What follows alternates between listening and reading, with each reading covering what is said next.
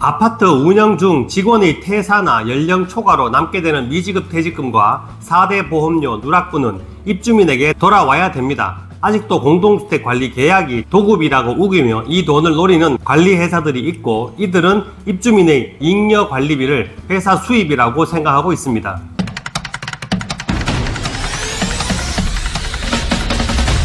안녕하십니까. 우리 주거생활과 관련된 정보를 꾸준히 올려드리고 있는 친절한 생활 연구소 김도형 소장, 윤 소장입니다. 구독과 좋아요 눌러 놓으시면 아파트와 관련된 좋은 정보 올라올 때 쉽게 보실 수 있습니다. 공동주택관리법 제52조 6항에 따르면 주택관리업자의 지위는 위임받은 자입니다. 따라서 돈, 즉 관리비를 쓰다가 남은 돈이 있으면 자신의 호주머니가 아니라 입주민에게 돌려줘야 됩니다. 각 시도의 관리규약 준칙에는 별첨된 위탁관리 계약서가 있습니다. 이 계약서를 보면 모두 위임계약을 바탕으로 쓰여져 있습니다. 그럼에도 불구하고 아직도 입주민에게는 손해가 되고 관리회사에는 이익이 되는 계약서의 규정을 몰래 집어넣거나 또는 일부 대표회의와 짜고 준칙에 없는 규정을 집어넣어 계약하고 있는 위탁관리 회사들이 아직도 남아있는데, 공동주택 관리를 감독해야 할 전국의 많은 지자체가 방치하고 있어서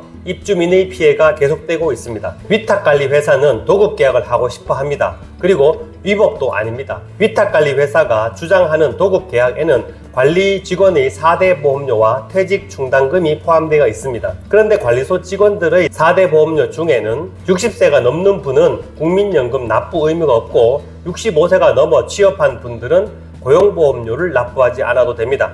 하지만 도급계약을 하게 되면 이 돈을 위탁관리회사가 회사의 수익으로 챙깁니다. 또한 1년 이상 근무한 직원이 퇴사할 때 지급하기 위해 매월 관리비에서 부과하고 있는 퇴직급여 충당금, 또한 1년 미만 퇴직자가 생기면 지급 원인이 사라지기 때문에 입주민에게 돌려줘야 하지만 도급계약을 한 아파트 입주민은 이 돈을 돌려받을 수 없습니다. 이래서 위탁관리회사는 공동주택관리법에 있는 위임계약이 아니라 아파트 건설공사나 다리건설공사 같은 도급계약을 하려고 합니다. 아파트 건설이나 다리건설의 경우 공기를 당기고 인원을 적게 써서 인건비가 줄어들면 회사의 이익이 커지는 것을 인정하는 도급계약입니다. 하지만 반대로 날씨가 좋지 않아서 공기가 늘어나거나 공사 기간 중 자재비가 폭등해도 계약 금액을 높여주지 않습니다. 그런데 아파트의 경우 날씨가 좋지 않거나 자재비가 많이 올라도 큰 변동이 없는 사업이며,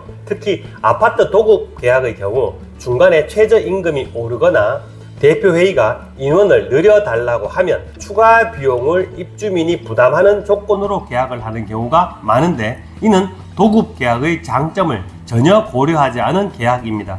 이런 이유에서 공동주택관리법과 각 시도의 표준관리규약에는 위임임을 표시하고 위임계약을 하라고 규정하고 있는 것입니다.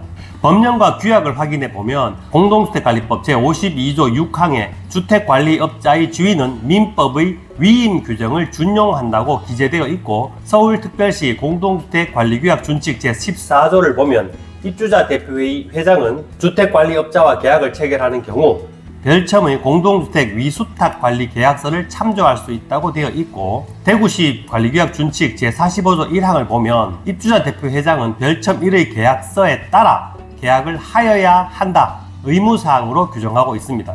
따라서 대구시 공동주택 관리규약 준칙 제8조 3항을 보면 1년 미만 근로자에 대한 미지급 퇴직급여 연차 수당은 계약 상대자, 즉 위탁관리회사가 그 금액을 정산하여 입주자 대표회의, 다시 말하면 입주민에게 반환하고 4대 보험 중 국민연금과 고용보험은 해당자에 대해서만 관리비에서 지급한다라고 입주민을 보호하는 규정이 명확하게 규정되어 있습니다.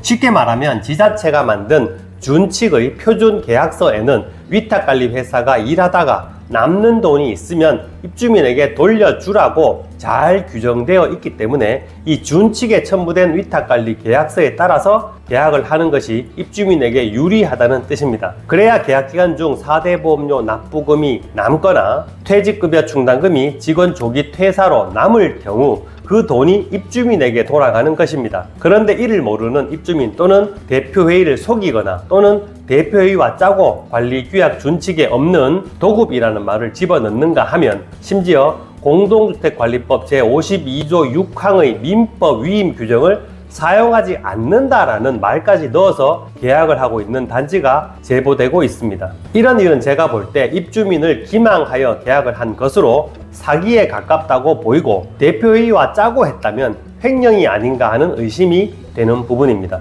오늘은 여기까지 하겠습니다. 친절한 생활 연구소에서는 공동주택에 사는 선량한 입주민을 위해 필요한 정보를 꾸준히 올려드리고 있습니다. 이 영상 여러분이 함께하는 밴드나 단톡방 또는 페이스북에 올려주셔도 감사합니다. 지금까지 친절한 생활 연구소 김도형 소장 김소장이었습니다. 그럼 다음 영상에서 만나요. 감사합니다.